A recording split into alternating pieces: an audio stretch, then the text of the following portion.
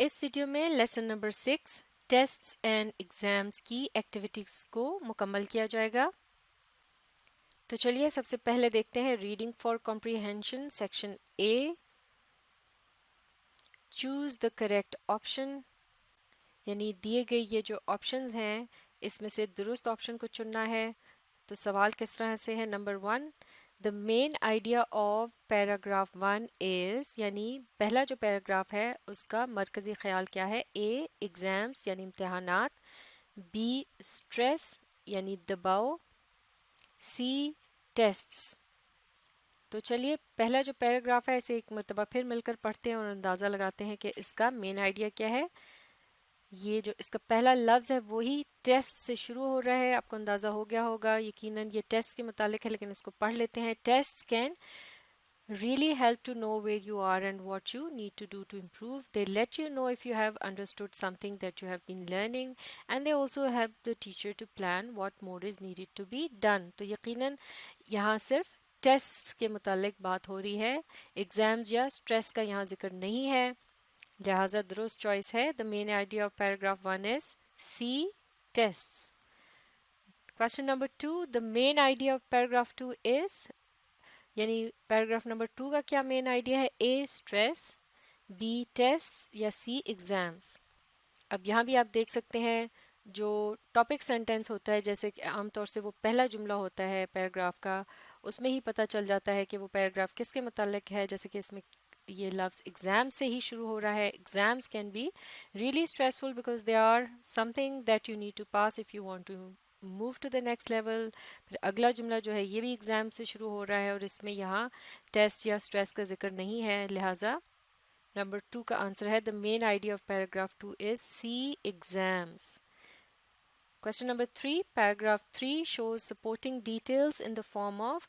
Paragraph 3 جو ہے اس میں جو مین آئیڈیا کو پروو کرنے کے لیے کوئی پوائنٹس دیے گئے ہوتے ہیں انہیں سپورٹنگ ڈیٹیلز کہتے ہیں. تو وہ کس طریقہ کار سے دی گئی ہیں.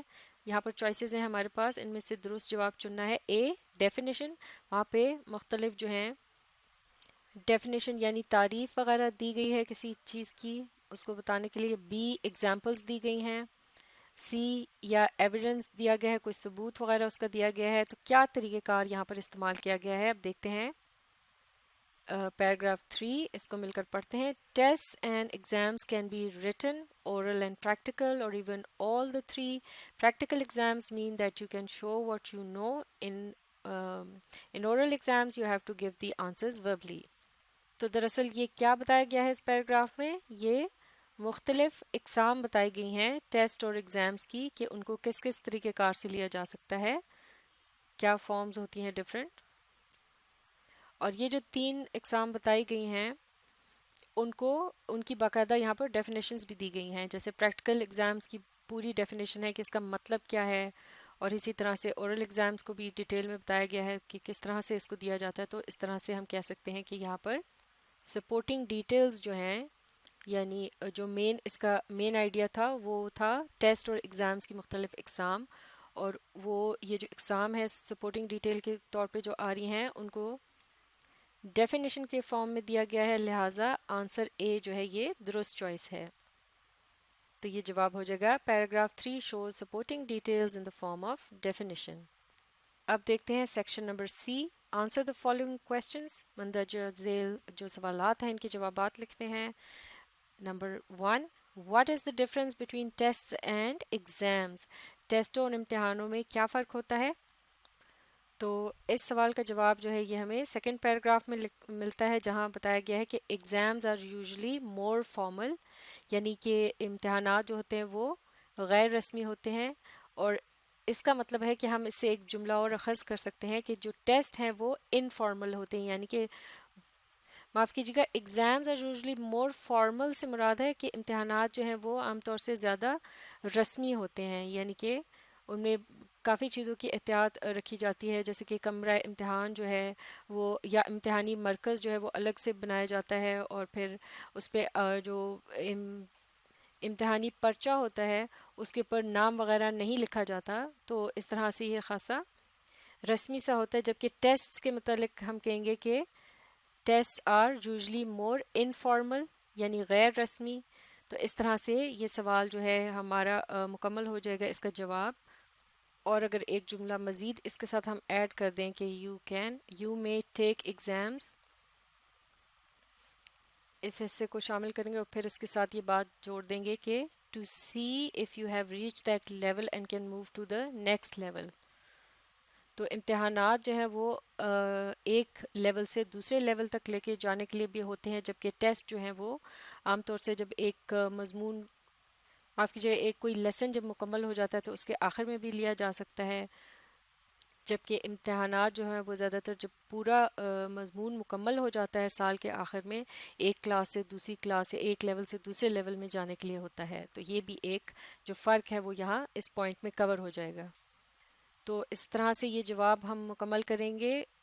پہلے ہم لکھ لیں گے کہ tests are usually more informal, full stop. پھر اگلا جملہ ہم لکھیں گے exams are usually more formal, اور پھر اس کے بعد آخر میں you may take exams to see if you have reach that level and can move to the next level.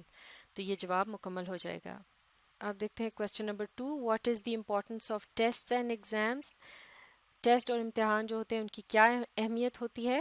اس سوال کا جواب لینے کے لیے سب سے پہلے پیراگراف کا جو پہلا سینٹنس ہے اسے شامل کر لیتے ہیں کہ test can really help to know where you are and what you need to do to improve. اور پھر یہ اگلا جملہ بھی شامل کر لیں گے کہ they let you know if you have understood something that you have been learning and they also help the teacher to plan what more is needed to be done.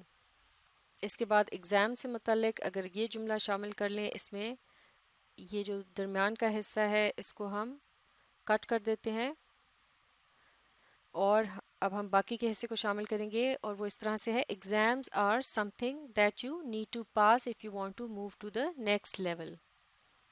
تو اس طرح سے یہ جواب یہاں مکمل ہو جاتا ہے. یعنی یہ پہلا پیراگراف مکمل لکھنا ہے اور اس کے بعد یہ ایک جملہ آپ اگلے پیراگراف کا پہلا یہ جو جملہ ہے شامل کر دیں گے تو جواب مکمل ہو جائے گا. اب دیکھتے ہیں question number 3، do you feel nervous about test and exams? یعنی کیا آپ ٹیسٹ اور امتحانات کو لے کر پریشان ہوتے ہیں یا گھبراہٹ کا شکار ہوتے ہیں؟ تو اب اس کا جواب آپ اپنی طرف سے بھی لکھ سکتے ہیں، کچھ آئیڈیا آپ اس پیسج سے بھی لے سکتے ہیں، جیسے کہ اس سوال کے جواب کے شروع میں آپ یہ 2 جملے ایڈ کر سکتے ہیں کہ every one feels nervous about test and exams, اور پھر یہ کہ some people just become so stressed that they do badly even though they have work really hard. اور اس کے بعد پھر اب آپ اپنے متعلق بتا سکتے ہیں کہ اگر آپ بھی اسی طرح سے محسوس کرتے ہیں ٹیسٹ اور ایگزامز کے دوران تو پھر آپ لکھ سکتے ہیں کہ اگلا جملہ آپ اس طرح سے شروع کر سکتے ہیں یس اور پھر کوما کا نشان، پھر اس کے بعد آپ لکھیں گے I do feel stressed about test and exams. اس طرح سے اس جملے کو آپ مکمل کر لیں گے اور ساتھ ہی ایک آدھ جملے میں آپ کوئی وجہ بتا سکتے ہیں کہ آپ کس وجہ سے اسٹریسڈ ہوتے ہیں.